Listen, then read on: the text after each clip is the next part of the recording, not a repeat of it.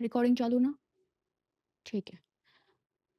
अ, समय हो रहा है इस समय 2:21 1 जून जिस समय मैं ये रिकॉर्डिंग कर रही हूँ, रात या सुबह जो भी आप बोलो। मैंने अभी कुछ इन्फॉर्मेशन निकाली थी कि पिछले 6 महीने में वेस्ट बंगाल पुलिस ने क्या-क्या नेग्लिजेंस करे हैं, कहाँ-कहाँ पर कार्रवाई की ज़रूरत थी, जहाँ पर नहीं करी है। पहला केस था आरजीकर हॉस्पिटल, काफ़ी ज़्यादा आउटरेज आया उसमें, जिसमें एक महिला डॉक्टर के साथ अपहरण होता है, उसका खून कर दिया जाता है। उसके बाद बताया गया कि कोलकाता पुलिस ने इन्वेस्टिगेशन ठीक से नहीं करी, जगह को सील नहीं किया, उल्टा उस जगह पर एविडेंस टेम्पर करने के भी इल्ज़ाम लगे हैं उनके ऊपर। फिर बाद में सीबीआई ने टेक ओवर कर लिया था उस केस को, वो अलग बात है। दूसरा हुआ था टीएमसी के काउंसलर का खून हुआ था, जहाँ पर बताया गया किस तरह से ममता बनर्जी ने पुलिस को ब्लेम किया कि उन्होंने डेलिबरेटली उनकी सिक्योरिटी को हटवाया था। और ये तो बस कहने की बातें हैं, क्योंकि ममता बनर्जी की सरकार है, उनकी पुलिस है, जो कर रही है वो कर रही है, तो अलग बात है। तीसरा केस था जादवपुर यूनिवर्सिटी का, जहाँ पर प्रोटेस्ट हो रहा था, वहाँ पर मिस हैंडलिंग हुई, जिसमें एक मिनिस्टर की विजिट की वजह से स्टूडेंट्स में भगदड़ मची, मारपीट हुई, जिस पर हाईकोर्ट ने भी वेस्ट बंगाल पुलिस को एक लताड़ लगाई थी और ये भी कहा था कि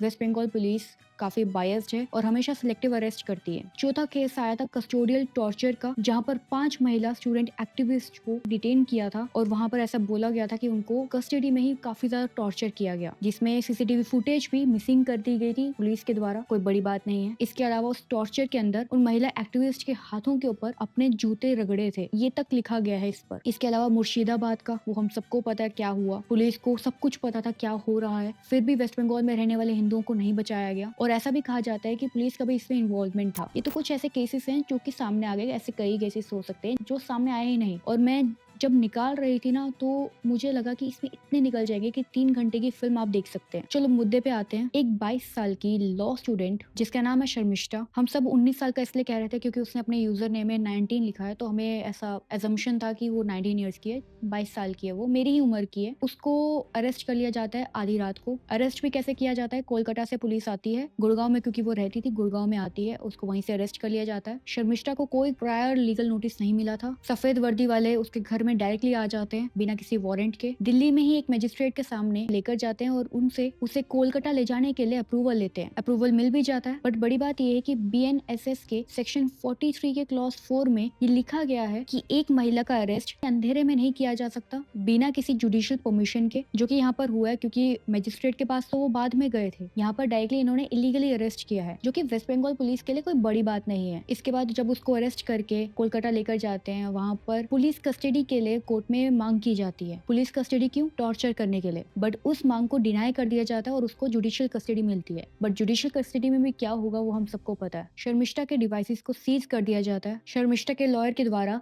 जितनी भी 5 से 10 एफआईआर लॉन्च हुई थी अलग अलग शहरों में, उसको क्लब करने के लिए पिटीशन फाइल होती है। और बड़ी बात यह है कि दिल्ली गुड़गांव में, इवन उत्तर प्रदेश में भी बीजेपी की सरकार है, तो क्या जब दूसरे स्टेट से आपके स्टेट में पुलिस आ रही है तो आप क्या वहाँ पर उनको डिनाई नहीं कर सकते थे अरेस्ट के लिए? चलो वो तो अलग बात होगी, वो काफी ज्यादा लीगल में चले जाएगा। कई लोगों को शायद कॉन्टेक्स्ट ना पता हो कि क्या हुआ है। तो बेसिकली शर्मिष्ठा काफी ज्यादा फेमस है यंग ऑडियंस के बीच में, जहाँ पर वो अपना ओपिनियन ब्लंट होकर देती है। ब्लंट मतलब कुछ ऐसे शब्दों का उपयोग करती हैं जो शायद से नहीं करना चाहिए मेरे अकॉर्डिंग, बट हर किसी की अपनी चॉइस होती है। मैं मॉरल पुलिसिंग करने वाली कोई नहीं होती हूँ। बट जब उसने एक वीडियो बनाया ऑपरेशन सिंदूर के ऊपर, जहाँ पर उसने मेंशन किया कि किस तरह से इंडिया में रहने वाले लोग, चाहे फिर वो बॉलीवुड स्टार्स हो, आम नागरिक हो, कुछ एक कम्युनिटी के, वो भारत के खिलाफ में प्रोपेगेंडा रन कर रहे हैं, जिस पर गुस्सा होते हुए उसने बहुत कुछ बोला और कुछ चीजें बिलो द बेल्ट भी थी, जिसके बारे में मैंने कई बार बात करी है। और मैं ये भी कहती हूँ कि अगर मैं अपने धर्म के खिलाफ में एक शब्द नहीं सुन सकती, तो मैं ऐसा कभी नहीं करूंगी कि मैं किसी और के मजहब के बारे में उल्टा सीधा कहूँ जिसके बारे में मुझे कोई जानकारी ही नहीं है। अब शर्मिष्ठा से एक गलती हुई जहाँ पर उसने एक मजहब के बारे में डायरेक्टली कुछ कहा, जिसकी वजह से कई लोगों के सेंटिमेंट्स हर्ट हुए। मैं उसको डिफेंड नहीं करूंगी, बट मेरे मन में ये सवाल है, क्यों उन लोगों के सेंटिमेंट्स हर्ट नहीं होते जब कोई आतंकवादी उनके नबी का नाम लेकर कई लोगों की जान ले लेता है? अब मैं इसमें भी डीप में नहीं जाऊंगी क्योंकि वो उनका अपना पर्सनल ओपिनियन हो सकता है, बट मैं इसमें जरूर जाऊंगी कि कई लोग हैं जो हमारे धर्म के बारे में उल्टा सीधा कहते हैं। जब उन पर एक्शन लेने की बात की जाती है तो वहाँ पर freedom of speech and expression expression की बात की जाती है, हमारे ही धर्म को टारगेट करने पे हर कोई उतावला क्यों रहता है? कोई स्टैंड अप कॉमेडी में बोलता है, कोई पॉलिटिकल सटायर के नाम पर तंज कसता है। ये लोग जो हमारे धर्म को टारगेट करते हैं, ये कौन होते हैं?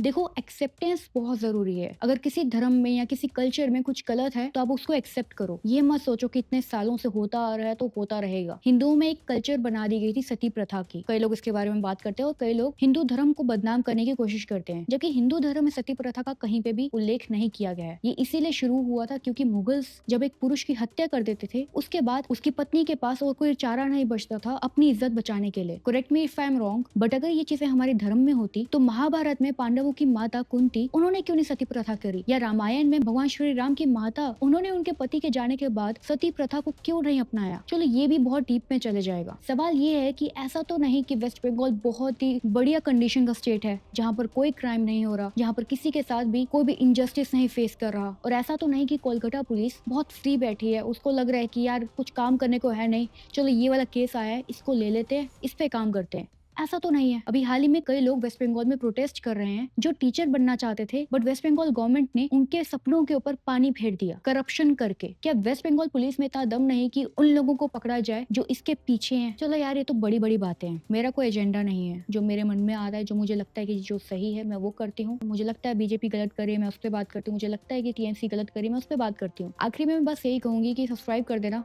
क्योंकि कल को मेरी वीडियोस ना आए तो समझ जाना कि मुझे भी वेस्ट बंगाल पुलिस ने उठा लिया है इलीगली। बाकी संविधान की बात करने वाले आज संविधान को ही अपने पांव के नीचे रखते हैं। जो बात करते थे वुमेन राइट्स की, आज वही लोग एक महिला को आधी रात को उठाकर कोलकाता में पटकते हैं।